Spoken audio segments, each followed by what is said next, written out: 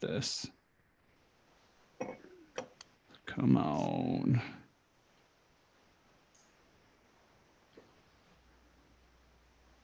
That seems like a good sign. No.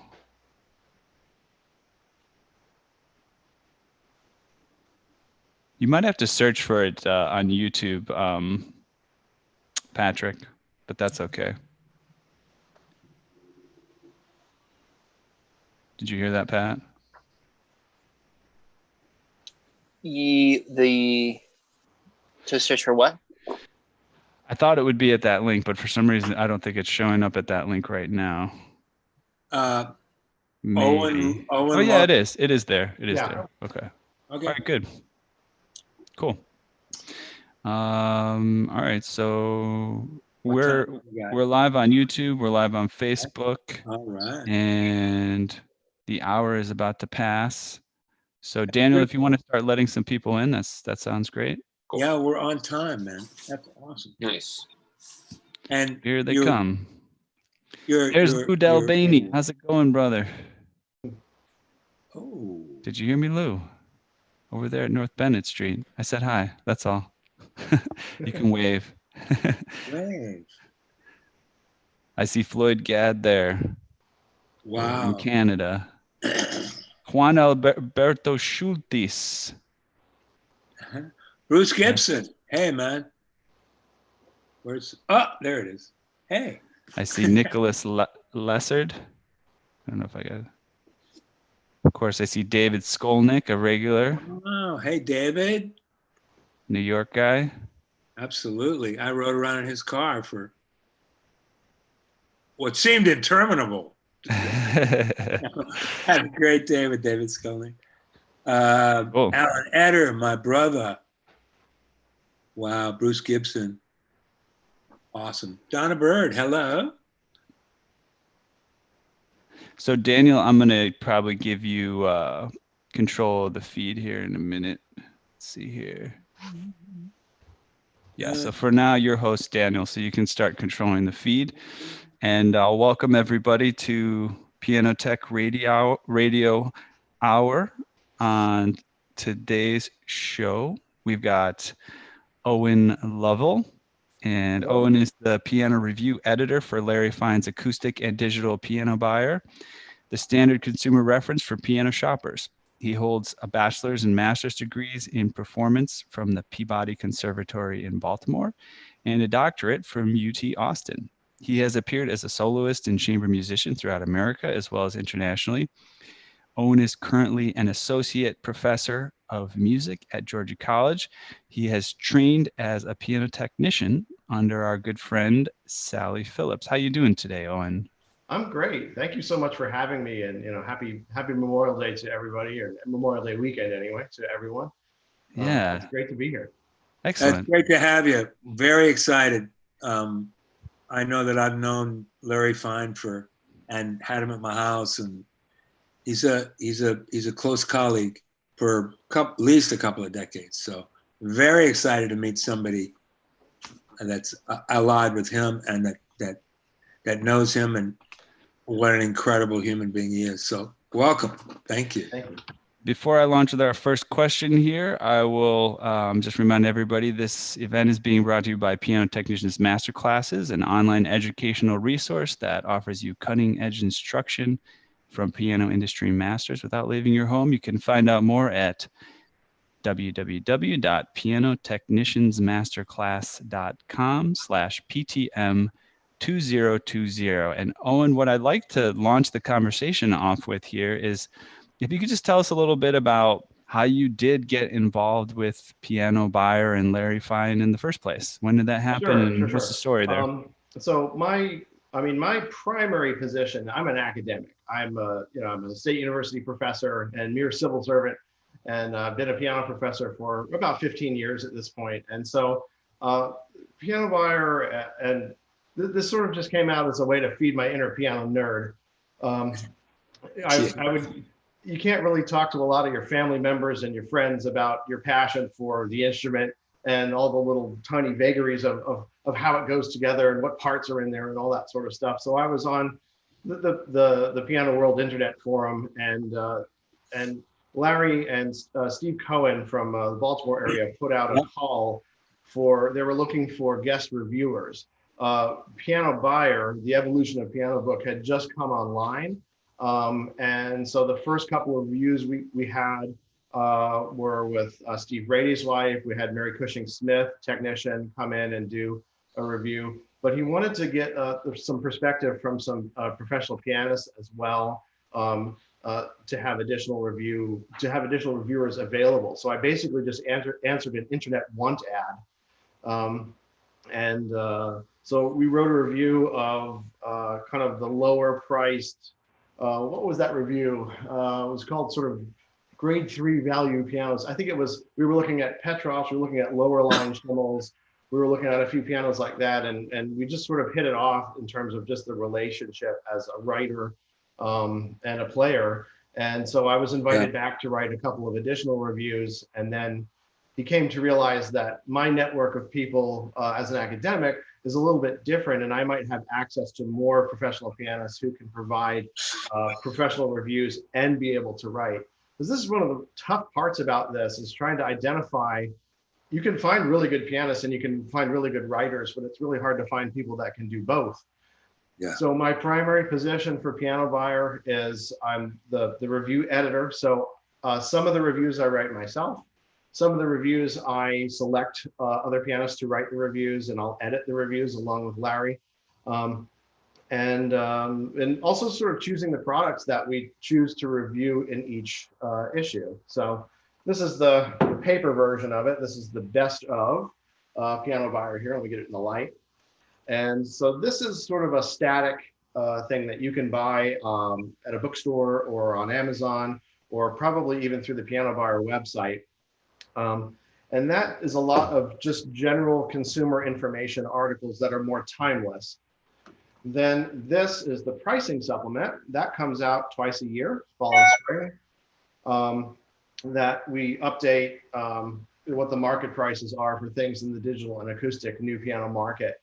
And then there's a wealth of information, including stuff that came from the old piano book on the Piano Buyer website, pianobuyer.com, which I'll call up here on my phone, which is both mobile and desktop ready. So yeah, sorry for the rambling answer there, but no, that's great, good information. And you're reminding me of my initial fascination, you know, of course, with Larry Fine and the website that it's now become is the original book he wrote, which is really an amazing consumer reference. You know, that's the piano book. And I remember reading that when I first found it as a piano technician, and I was just so impressed because it was so consumer oriented. You know, it wasn't tilted towards a dealer, or it wasn't tilted towards, oh, the piano technician and how they feel about everything. It was like, you know, you're a consumer, you want to learn as much as you can about the piano, but you don't have a ton of time, and was just really impressed with that. Was that one of your first encounters with Larry? Was that book as well? My first encounter with Larry's work was taking a piano technology class as a senior at the Peabody Conservatory. That was taught by Greg Hudak and Caleb Sy. And it was sort of a crash course in, here's a little bit of information about how pianos are built. Here's a little bit about regulation. Here's a little bit about how to tune an F temperament. Here's the Braid White book. This is back in the 90s, mind you. So, you know, part of the required textbook for that course was the third edition of the piano book. And that was where I honestly learned as an American trained pianist about a lot of these different brands that are out there that I probably didn't even hear of or know about. And so it was exciting. It opened up kind of a whole new world to me that way.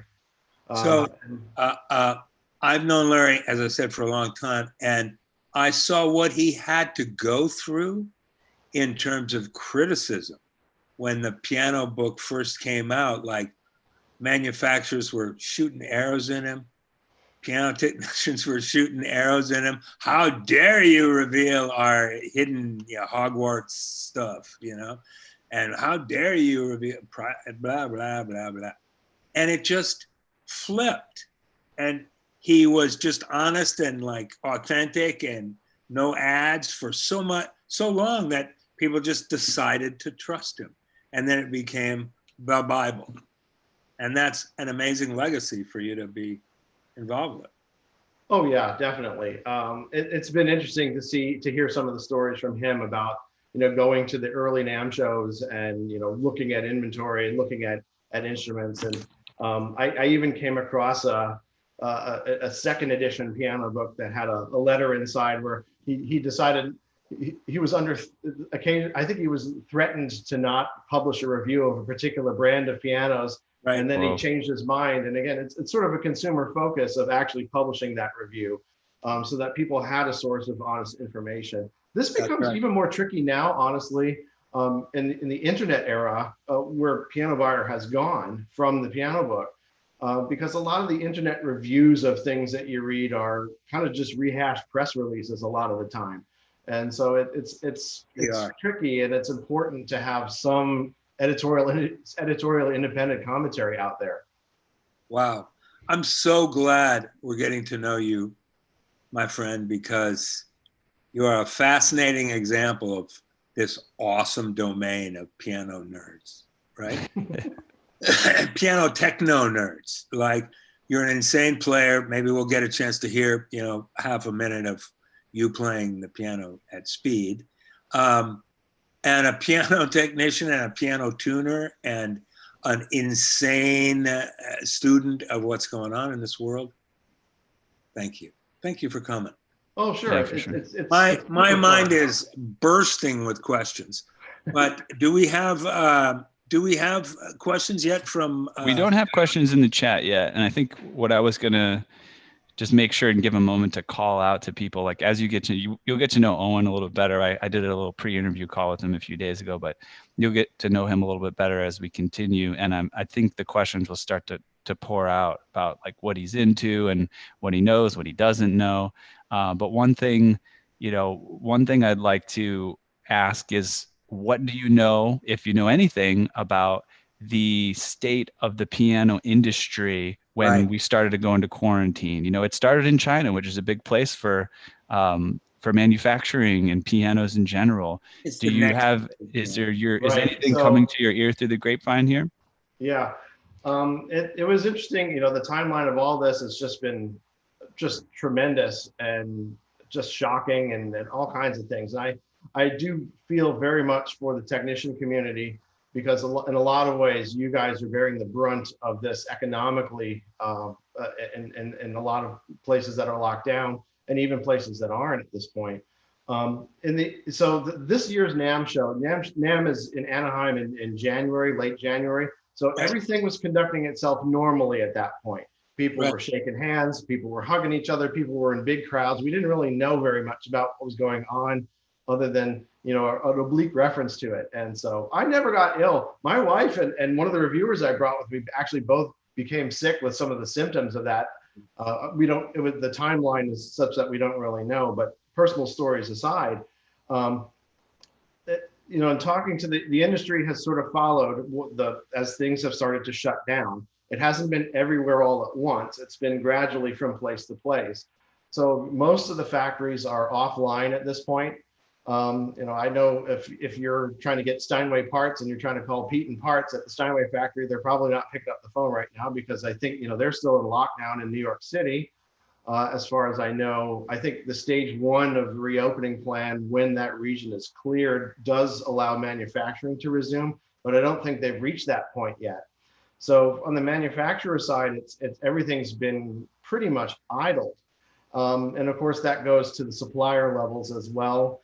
And then the trickle down effect of this has been interesting in the industry, where distribution has been, of course, impacted. So a lot of the things, Owen, before we go down the chain, let me ask you about, now, is that true globally? I mean, Steinway, yes, but Mason Hammond, yes. Walter, yes. Bechstein, yes. Steingraber, yes. I mean, as far as I know, the people I've talked to in Europe and the people I've talked to in America indicate that these factories are pretty much offline at this point. Wow. I haven't really talked to a lot of my contacts in Asia about that because it's sort of a sore subject to even want to talk about right now in terms of just I understand, but devastation. data is data. Anyway, fascinating. Go on. Go Yeah. down the chain to distributorship. So on the digital piano side of things, it's been interesting because we're looking at, I think, what do we sell? About 30,000 acoustic new pianos a year right now, if you look at the music trade stats. And you're probably in America at about, 150,000 digital instruments are being sold right now. And so as the distribution hasn't really been happening, so a lot of distribution is reconfigured towards delivery of essential supplies. If you've tried to get something on Amazon, a month or so ago, you probably couldn't get it unless it was something you absolutely needed on a long wait. So inventories in the warehouses have definitely kind of shifted what's even available. And then, of course, on the dealer level, some of you know this because of your affiliations with the dealers. Anywhere, we're looking at anything between dealers that are still closed because of lockdown orders, dealers that are still closed because they choose to be and they don't really think the business is there yet. People that are appointment only, or people that are operating sort of on a skeleton crew. I don't really know a lot of dealers that are operating at 100% capacity, even in states that are more open in the US than others. So it's been very impactful. And unfortunately, I think there are going to be some casualties from this round of what's going on. This is a huge event. And I just hope that this thing mutates into something else, or a vaccine becomes available, or something that even from my point of view personally, I am in a comfortable position in that I'm a professor and I'm able to continue to teach. It's worse, but it's still happening. But my side technician income has kind of gone away as well. And I've given a lot of that work away to other full-time technicians when it's become available. Just because it's got to be a scary thing for a lot of you all. Yeah, that's exactly right. And you're in this fairly unique position of having your hands and feet in all these worlds. And that's why I find this really fascinating. So we've talked about the impact on every level. We've got some questions here in the chat. Is that cool if I interrupt? Yeah, let me finish this up and we can open it up. Go for it. So where do you see it January 21? Boy, I think that's a really kind of salient date, isn't it? You sort of look at that time period and say, are we going to have the tools to return to normal or not? Yeah. And I really can't say at this point. It's going to be fascinating to see what the next NAMM show is going to look like. Is it going to be anything resembling the 150,000 people that descend on the Anaheim Convention Center over 4 days, the same way that it was before? Yep. Yeah, it's an amazing question. And all we have is speculative fantasy to answer it, and some data from scientists and virologists that have been working on this stuff for 20, 30, 40 years.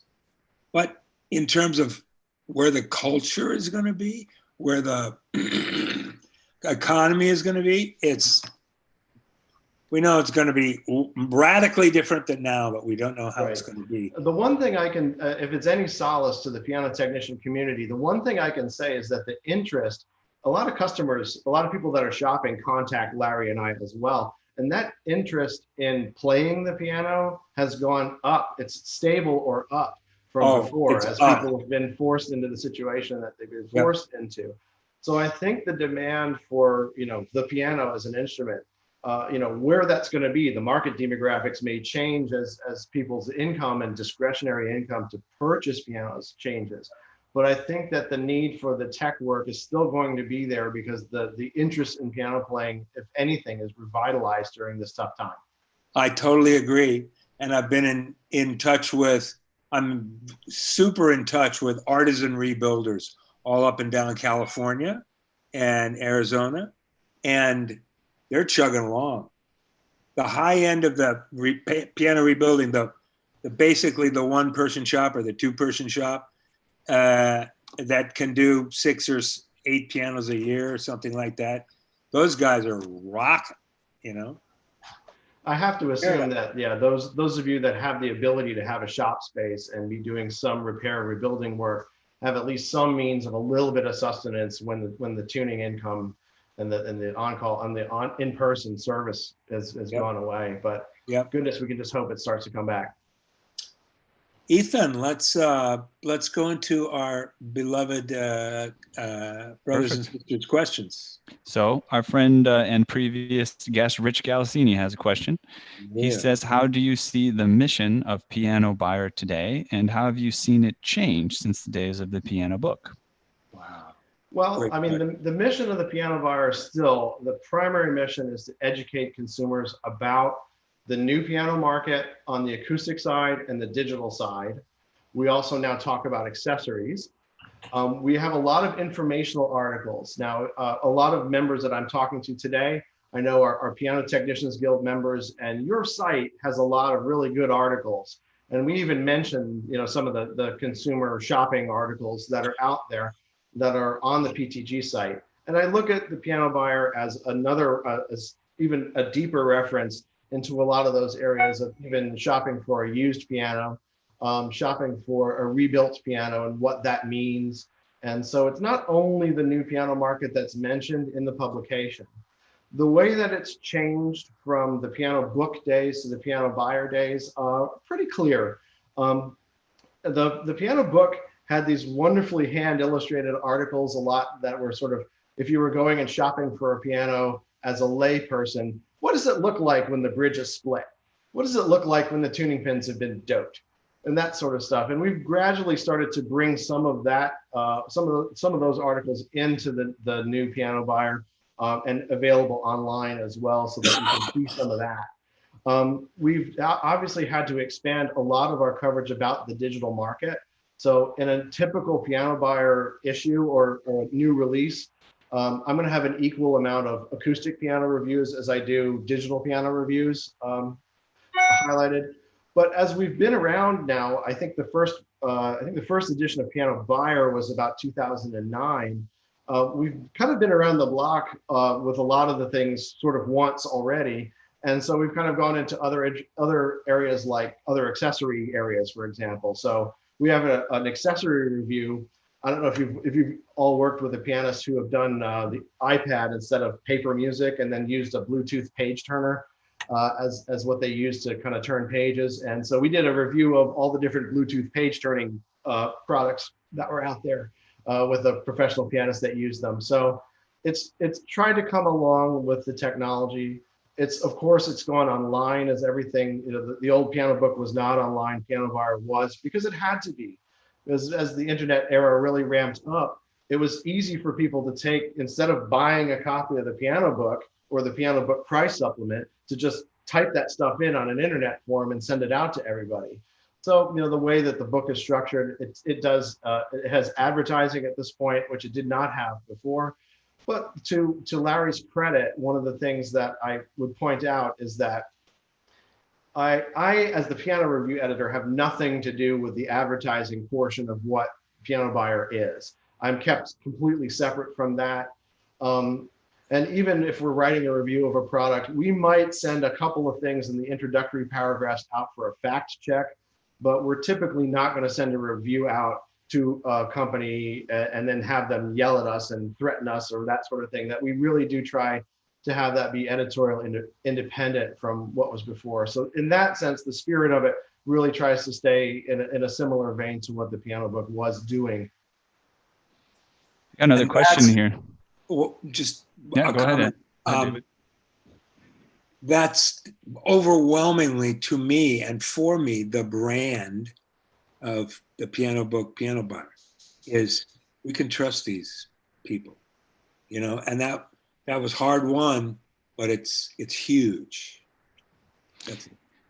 Absolutely. And I think David and I would also love to just interject this, as I'm sure a lot of people on this call agree, but it's useful to say, I think as piano technicians, it's really easy to kind of think about our own best interests and, you know, how are we going to make things work for ourselves. And I think the truth fleshes out in the end is when you do keep the consumer in mind, you know, that it's really about them and optimizing their experience and being upfront, being honest with them, you know, even when you have difficult things you have to communicate, it tends to make better business for a piano technician in the long run, to kind of be like the piano book. That's why I love giving the piano book out to clients and things like that. Well, yeah, that sense of trust. I mean, you know, once it's gone, it's gone. So that sense of trust is so important.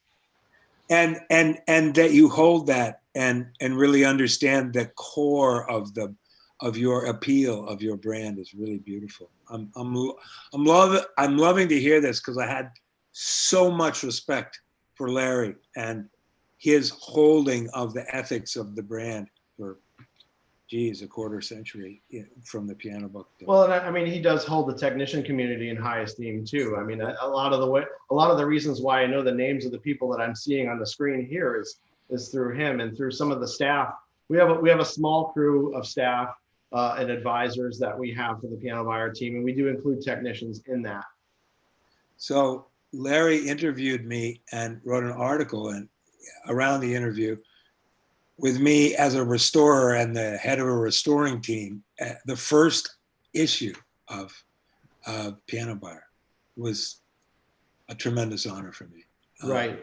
And, you know, from that point of view, it's been, we don't just talk about the new piano market. We do talk a lot about the new piano market because, again, we sort of see this as a resource of information, probably the best resource of that information that's available. But we have done articles on the New York area rebuilders. We've done an article on different philosophies of rebuilding, people that like to rebuild instruments with the original specifications, people that like to sort of remanufacture the instruments and change scale design aspects and things like that.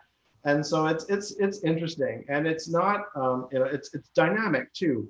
That we are open to ideas for other articles from the technician community, just like we are from all sides of the industry.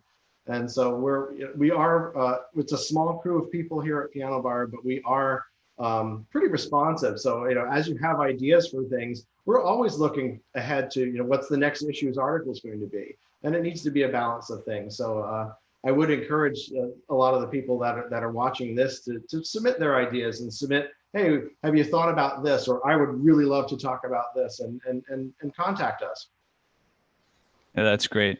Yeah, and it's also like I think that in terms of putting content out there, especially online, if it's quality content, you know, you guys don't have to necessarily be uber concerned with, is this going to sell content, right? If it's quality content, you'll consider it and put it up there if it can be shared with an audience that really cares about it. So I think that that's really great. I want to go on to another comment here, which I think is cool, which I didn't realize. Ashley Turner has said that Hannah Beckett and she have been doing a Piano Buyer book group. Is there a way that they can show this recording to those students? Yes, of course. Ashley, there'll be a follow-up. You'll get a link to the recording of this event after, so you can share that with them. And you can be in touch with me. I think she may have also earlier somebody asked for your email. So we can give that privately, or if you want to say it, you can. But that sounds like a great thing, Ashley. I'd love to hear more about that. Wow, we should have Ashley and Hannah Beckett? Hannah Beckett on. Yeah. Sure. And I'd be happy to speak with them as well. And you can reach me at owen@pianobuyer.com. Easy to remember. You got anything else, David, or should I go to the next comment question here? Yeah, just go to the comment that you were talking about before. Yeah. As a piano technician, this is from Mark Steiger. I get requests to do piano appraisals. Any thoughts, recommendations on how to do a formal appraisal? And this may not be your area of expertise, Owen, but if you have any thoughts, let us know. Well, I think the book and the price supplement are useful because we do provide at least sort of a rough depreciation schedule of how, if you take a piano that exists in the market, let's say if you take a Yamaha U1 that's 20 years old, that there's a sort of a formula that we've put together with some of the staff to discuss. Take the street price of a new one, depreciate it by about this percentage, and then there's sort of a little wiggle room for the condition of the instrument to kind of come up with a rough estimate of pricing. Now, of course, that's not legally binding or anything like that, but it's sort of a rough industry guide that we can use as a way to provide that information. Now, appraisals, it's my understanding, and the technician community is going to know even better than I do, that appraisals has taken on kind of a little bit different tack in terms of being certified to do this sort of stuff as from an IRS point of view, if I'm not mistaken. That's right. Is that your understanding, David? Yeah, if you want to put that instrument in some kind of an instrument of money, taxes, whatever, yes. In an overabundance of caution, you would pay $300 or $400 for a person that's licensed and certified and been doing it for a long time. And there's one man in our community that's famous for it, lives in New York. His name's Leopold Holder. I mean, if somebody comes to me and asks me to help appraise the value of an instrument, I'm going to use the Piano Buyer and the Piano Buyer price supplement to kind of come up with a rough neighborhood of where that might be. I'm going to look at comps. So I'm going to go on Piano Mart and I'm going to look and see whether anybody else is selling something like that at the same price range. And then ideally, if I can be hired to inspect the instrument and sort of comment on its condition, one of the things that I've sort of liked telling customers recently, and I'd be kind of curious to hear the reactions of the tech community, is instead of just hiring for an inspection, occasionally I've been asked to consult for somebody who's buying something remotely. I'll hire a technician to tune the piano and then give me a report on it after that, because then they have their hand on every tuning pin. They hear every string. They hear how the hammers fit.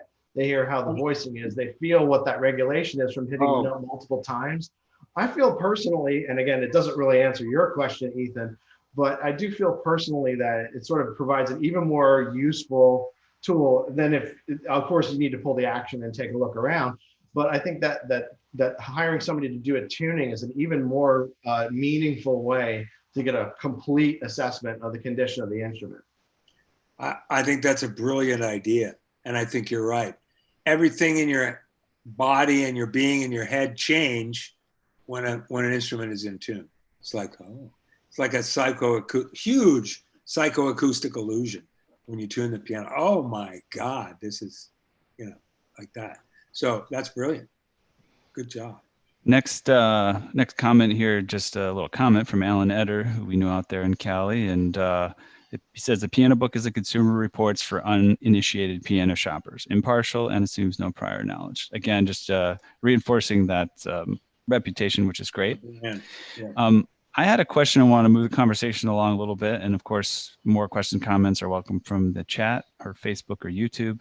But Owen, you have this really cool opportunity to, I don't know, get to know the industry and be a player and like find out about the cool new things going on, or what are the interesting pianos to use. So I just want to know, like, what are the pianos that you've had over the years? And do you have any stories about how you came upon those particular pianos? Right. My piano history is shockingly long at this point. I probably need to cut it out so that I can retire at some point in my life. Yeah. But so in terms of what I had personally, grandma's big old upright that moved into our home when I was 5. Had a Canadian new Lesage Studio.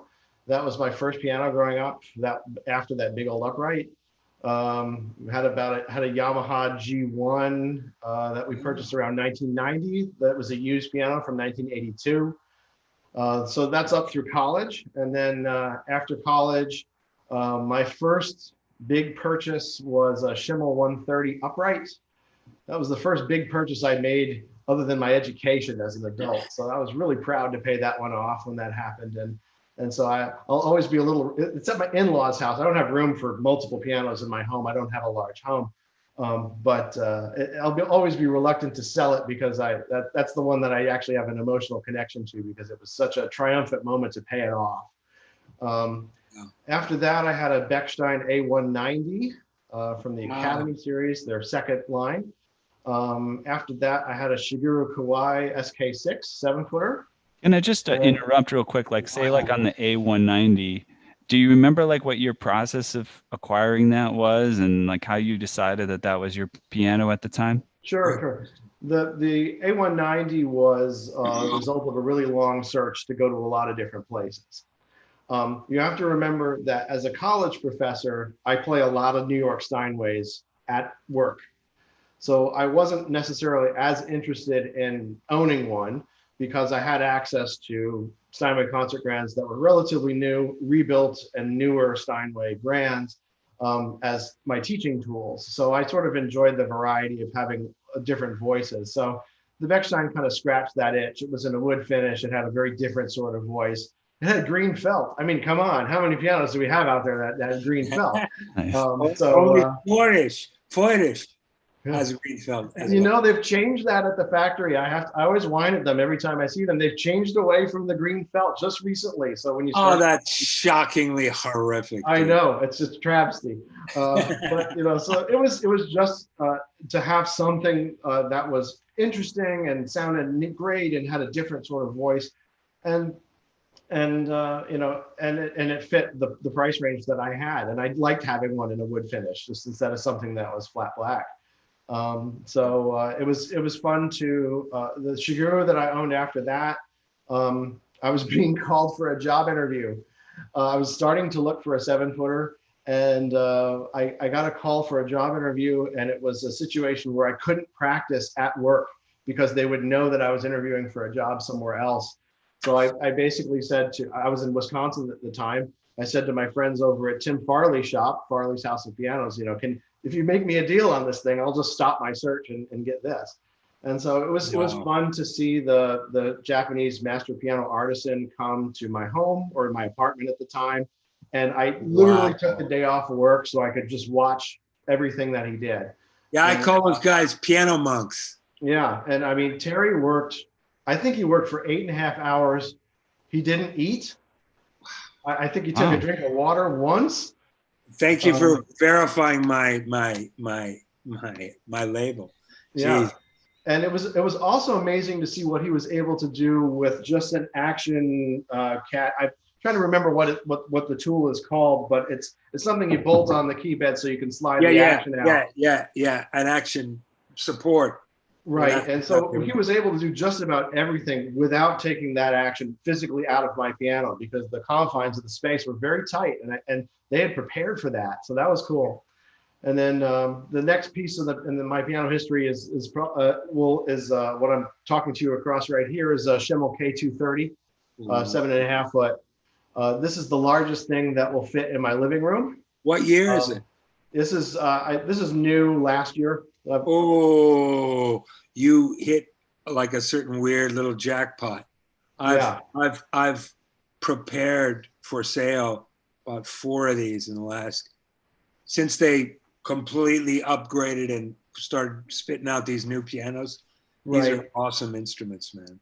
Yeah, it's been fun to have an instrument of this size. Obviously, the challenge is just keeping it regulated well enough that you have the control that you need. I live in a 1,500 square foot house. I've got a little bit of a high ceiling in the living room here, but that's pretty much it. So, you know, I couldn't quite have a D. If I could have had a D, that would have been a really easy search because there's a lot of newer and used ones out there, of course. But my wife did overrule me on getting a D because somebody needed to be able to walk through the front door, which would not have been possible at that size. Oh, dear, the whale in the living room. You got to get it out of here, right?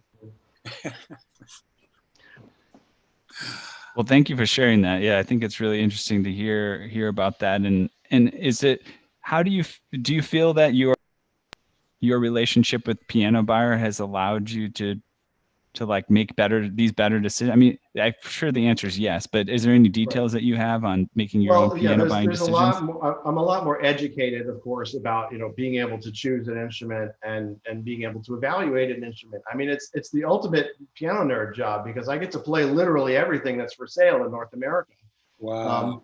And get to walk into the dealers and and just try everything that's out there. So, if I want to go up to Atlanta to Cooper's, or if I want to go up to the Don Bennett shop and Sam Bennett shop up there at Piano Works and walk around the Rebuild shop and play whatever, it's super fun. People get really scared of going in piano stores, and I get excited to go in the piano store. So from that point of view, it's definitely different. On the flip side of that, I do have to say, you have to be careful working for the piano buyer in this capacity, because you can end up in situations where I don't want to call into question the ethics of the book. And so, a manufacturer might really want me to own one of their pianos, but I still am going to go through my local dealer through the sale process and things like that. I would love to be flown to all these factories all over the world and see what it's looking like there. But it's not fair of us to expect the company to fly us over there on their dime and to put us up in a hotel and feed us, and then expect me to write something in particular when it comes time to write a review. So I still do a lot of that sort of stuff, and I'm afforded a lot of those opportunities because I'm an academic. So it's pretty easy for me to get a concert in a particular place if I just sort of trade a concert with another professor who does what I do over there. But we've been trying to be careful about how we do that, so that I don't put the publication in any sort of compromising situation as well. And it's definitely a concern that way. But it is really cool to have people whose factories are on the fall board on a first name basis or in your phone. That's really it is. You do get kind of starstruck by that in a way. It's amazing. Now here's a possibly controversial and certainly unsettling question. What percentage of dealers that you walk into, and you must have an order of magnitude more experience with this than most of us, even though we're full-time in the business. What percentage would you say of those dealers really do prep their pianos that are on the sale floor? What I'm seeing out in the field generally comes from one of two camps. It's going to be either a dealer that minimally preps the inventory, uncrate it, unbox it, take the packing materials out, maybe not take out the desiccant bag and the little polishing cloth from the bottom board of the upright. I've got a nice collection of those, as I'm sure you do too. But they either fall into the camp of tune it and only do what's absolutely necessary. Unless you have a client that's coming in and has made an appointment. And that's something that when I advise people that are shopping new pianos, when they start to narrow down what they think they want, I advise them really strongly to make appointments days in advance, so that you can expect to have a prepared piano, and hopefully some of you all get the call to come in and set them up. But the other camp of course, is going to be the dealers that are not the low price above everything, the service-oriented dealers that are going to have either techs on staff or a great Rolodex of, boy, my students are going to get the reference to a Rolodex pretty soon, are they? But a great Rolodex of awesome contract techs that they can hire in to do the proper prep work. And these are going to be the dealers that aren't going to, argue with the customer over an extra $500 of pricing. They're going to provide service, and so that really hasn't changed too much. In my experience with Piano Buyer, of course, we do give the dealers a heads up that, hey, we're reviewing this piano for the Piano Buyer, so please have it prepared. And that takes different. Some people are more thorough about that than others, and so we're not quite secret shoppers. We don't just sort of go in ambush style to the stores. But well, that's right. So they take special care to do some good work on the pianos that you see. And again, if you're not comfortable doing this, I completely understand. But what percentage of dealers would you say that you walk into provide that service-oriented, kind of like domain-wide service-oriented thing? I would say probably 20%. I thank you. I appreciate about where I would put that. So again, each market is a little bit different. When I lived in Western Wisconsin, it was a fiercely price competitive market for some reason in the Twin Cities area. And so there was a little bit less of an opting towards the service oriented, except for maybe one dealer conglomerate in that area. Down here, again, I am in a rural area, so I have to travel to be at a piano dealer. I have to go about 100 miles to go to a piano dealer from where I live. I get it completely. And speak to the educated piano buyer and what that looks like, and whether you can, steer your well-resourced piano clients when they start looking around for something else to, down a chain of ethics, Well, I mean, it's a little tricky, because think of how, if you want to learn about something, what do we do now? We kind of Google search it first, and we click on whatever shows up on the first page. And a lot of those results are going to have sort of an advertising bent to them as well. So I think, getting information from a variety of sources is the best way to be an educated client, an educated shopper. And the piano technician piece of that does come into the picture as well. And I do advise people that are shopping, if they're shopping for a second piano, not their first purchase, they probably already have a technician that they're working with. And as the demographics of the US population have changed, what people have for sale and things that could be for sale that people don't even know about, especially on the used market, the piano technician can be a great resource that way in being able to identify some things that might be in their budget that they would not necessarily find in a store. So in addition to the store experience, which can be good or it can be bad, some of them have evolved, and some of them it's sort of the same used car kind of feeling, that sort of slimy feeling of being pitched only what's in the store and always everything negative about what's not in the store. Everybody's a little different about how they handle that.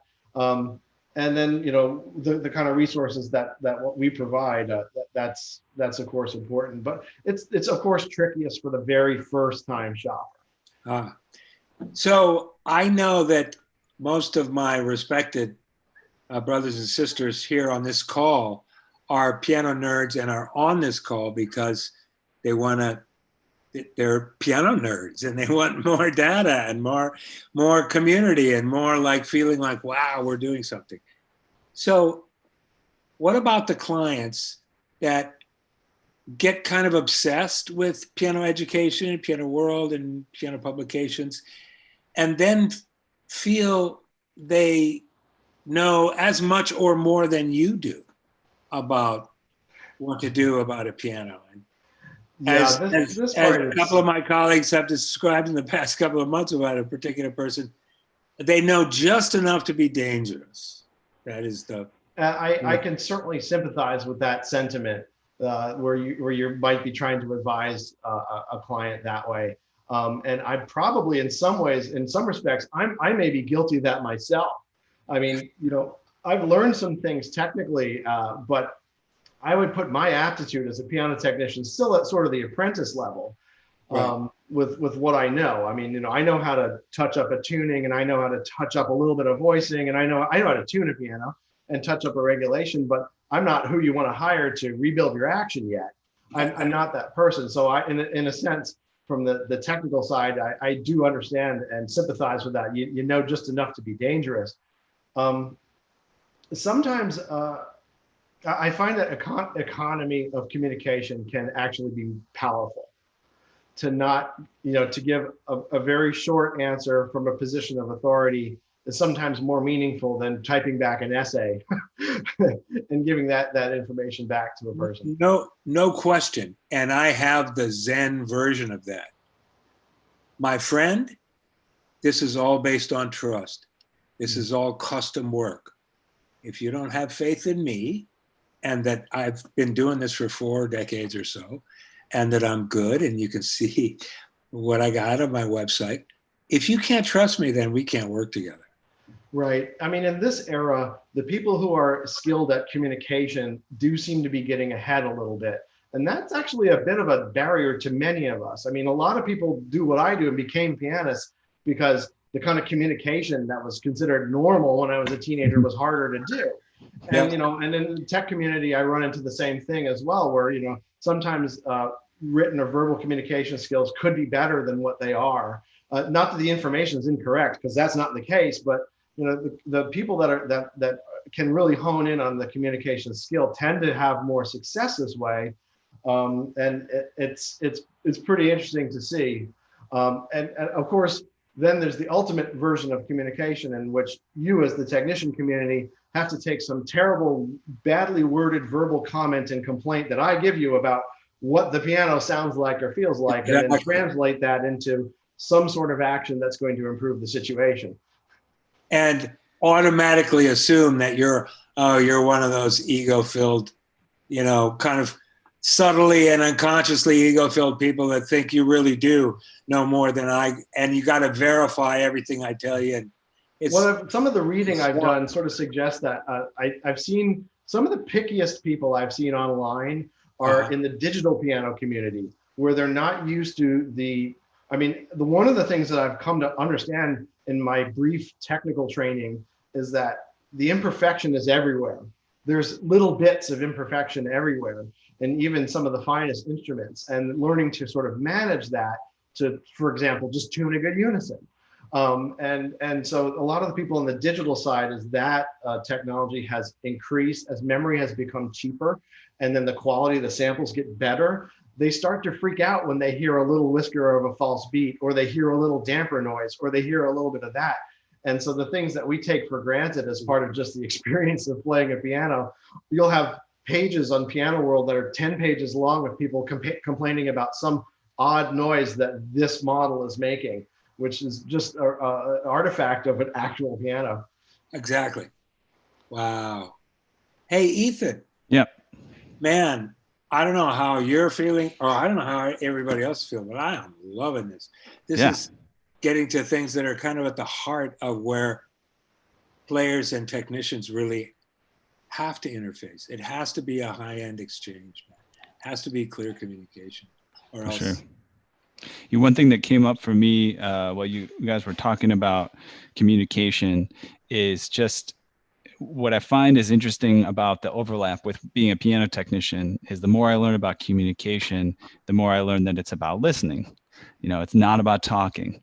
It's about listening and processing what's going on. And so that's actually a bonus for us as piano technicians. We're great listeners. And we just have to extend that to the relationship side of things. Actually reading a book right now called Never Split the Difference about a FBI trained hostage negotiator, talking about negotiating tough negotiations and making sure you get what you need to get out of them.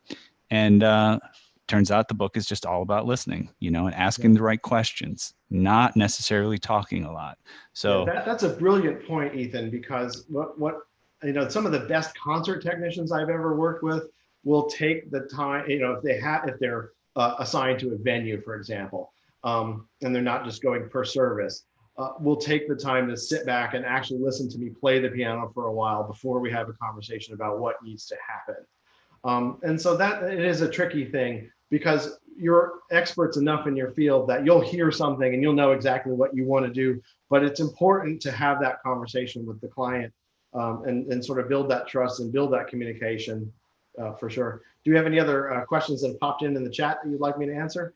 Yeah, sure. Well, I definitely have a comment here, but I'll follow up what you just said with when we had our masterclass with Sally Phillips for Piano Technicians Masterclasses. One thing she highlighted was, don't fix anything for a pianist that doesn't need it to be fixed, because if it's a concert situation and you have a half hour left to get everything right, and you find something problematic and you start diving into it, and then the player comes over and they're like, what just happened to the piano I was just working at?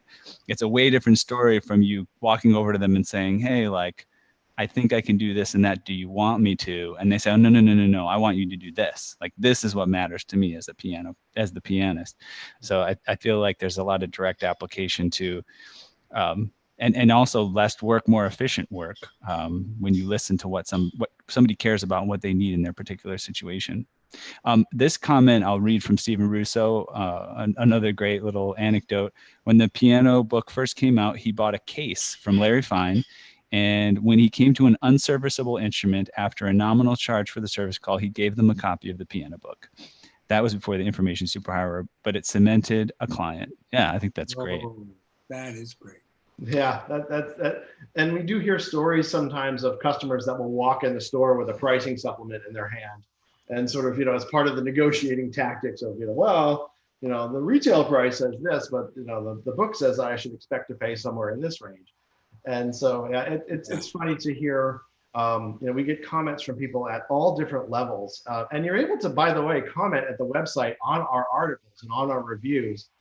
So in addition to just reaching us by email, you can sort of provide additional commentary, and we moderate those to an extent just to keep ads out of there, but we're happy to hear some feedback from the technician community as well, especially with some of the instruments that we're reviewing and other products.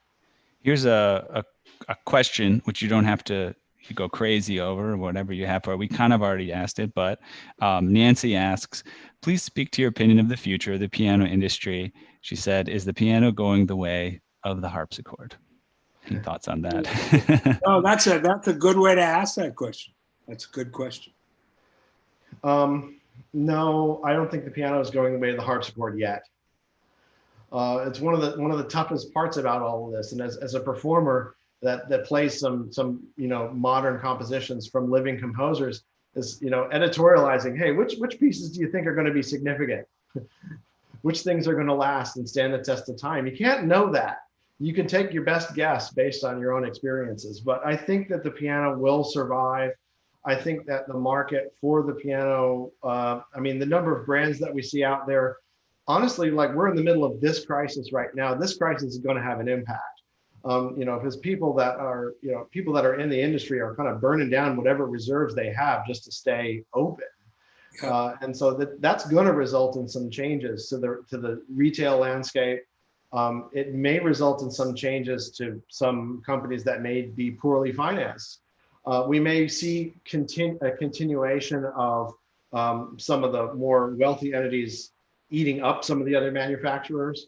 Yeah. Now, what we've seen with that has been generally pretty positive. I mean, with the Pearl River acquisition of Schimmel, for example, or with Parsons' acquisition of Grotrian, they're still being allowed to create their top line instruments with their, with honestly probably even better financial backing. That's exactly right. And so, it's not always a negative. These mergers and these takeovers aren't always negative. I think that the Yamaha acquisition of Bösendorfer, for example, I guess probably the biggest argument is whether the new series, the VC series of Bösendorfer pianos that are being released of the Grands, how much influence and where is that influence coming from? But I'm assured by the people that I talk to on their Vienna side of the operation that these are original designs that are coming from their side, and that they're just happy to have this level of backing to do the kind of R&D work they want to do. Have you played one, Owen? Oh yeah. Oh my God. I was blown away. I do have a little bit of a crush on the 214 VC. Yeah. I do not have a bank account to handle it. It's an interesting thing. Hope you live long enough to get to the used market for those. I think I would imagine that you probably see a Piano Bar review of that line coming up pretty soon, if I were to guess, because they've been kind of redesigning a lot of that lineup. So I think the industry is going to continue. The number of owners might shrink, but I think the number of brands might shrink a little bit. And for me, and as I'm sure a lot of the tech community appreciates as well, I do like having the choice. I like having the diversity of choices available to me. Yeah. Including the rebuild market as well, including having a couple of finished stock rebuilds available to play. So without getting into a huge side discussion of, all right, well, what hammers do you like, and what voicing protocol do you like, and what do you think is the perfect tone? And I love the fact that there isn't one good answer to this. And I'm always skeptical of those who are going to yell at me and tell me that this is the best answer and this is the only answer. I enjoy the variety, just as I enjoy, having friends of all different viewpoints. Yeah, that's the dogmatic side. When, by God, this is the road to Rome, and it's the only road to Rome, and this is the way Rome is achieved. That's ridiculous. I personally know so many awesome artisan rebuilders that come at things from radically different viewpoints, and it works because they're artisans. So, Mr. Janney, Yes, sir. the old clock on the wall is ticking down to 0 hour. Yeah.